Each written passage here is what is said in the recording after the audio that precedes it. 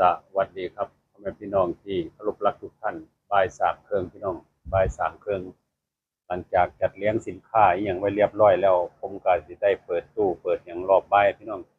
ตู้แช่นี่ผมก็บ่เปิดเบิดมื้อหรอกก็เปิดเป็นบางเวลายามมื้อเช้าก็เปิดแต่ตีห้าฮอด8 โมงยามมื้อแลงก็บ่ายสามฮอด2 ทุ่มพี่น้องช่วงกลางเว้นผมก็สิพักตู้พักเครื่องประหยัดไฟพี่น้องเอ้ยเอาทุนหน่อยอันใดประหยัดได้เราก็ประหยัดพี่น้อง มื้อนี้บ่ได้ไปตลาดพี่น้องมื้อนี้บ่ได้ไปตลาดจัดเลี้ยงสินค้ารอขายรอบบ่ายผมชอบเว้าให้กำลังใจเจ้าของว่าเวลาเงินเวลาทองเริ่มจาก5 โมงฮอด2 ทุ่มเด้อพี่น้องเด้อผมสิเว้าให้กำลังใจเจ้าของจั่งซี้จัดเลี้ยงทุกอย่างไว้เรียบร้อยแล้วพี่น้องเหล้าเบียร์ก็แช่ไว้เรียบร้อยเหล้าก็ซื้อไว้เรียบร้อยเบียร์ก็แช่ไว้เรียบร้อยพี่น้องเย็นช่ำเลยล่ะเนี่ยพอเบียร์มาโลดเนี่ยสร้างลีโอสิงอยู่มุมนี้พี่น้องสิงอยู่มุมนี้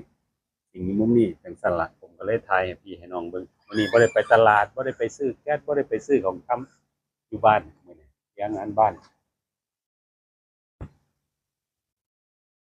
ซักเสื้อซักผ้าเจ้าของพี่น้องซักเสื้อซักผ้าซักเยี่ยมเลยสิถ่ายให้พี่น้องเบิ่งว่า รถพอบ่ได้ไปตลาดแล้วก็อยู่จั่งซี้ล่ะพี่น้องผมก็ล้างถังแก๊สเพราะว่าจะเป็นถังน้อยถังใหญ่ผมก็ล้างแล้วเอาขึ้นอันนี้เป็นของที่ขายได้เมื่อวานพี่น้องถังเนี่ยผมสิล้างให้สะอาดให้เอี่ยมเลย ล่างแล้วก็เอาขึ้นจัดเลี้ยงไว้ทั้งรถเจ้าของถังน้อยก็อยู่ชั้นบนถังใหญ่ก็อยู่ชั้นล่างสเปคของผมเคลื่อนต้องเต็มรถผมจังสิออกพี่น้องเต็มรถออกก็ได้กำไรประมาณเท่านี้อันนี้ผมก็บ่บอกตัวเลขเนาะพี่น้องแต่ว่าผมมัน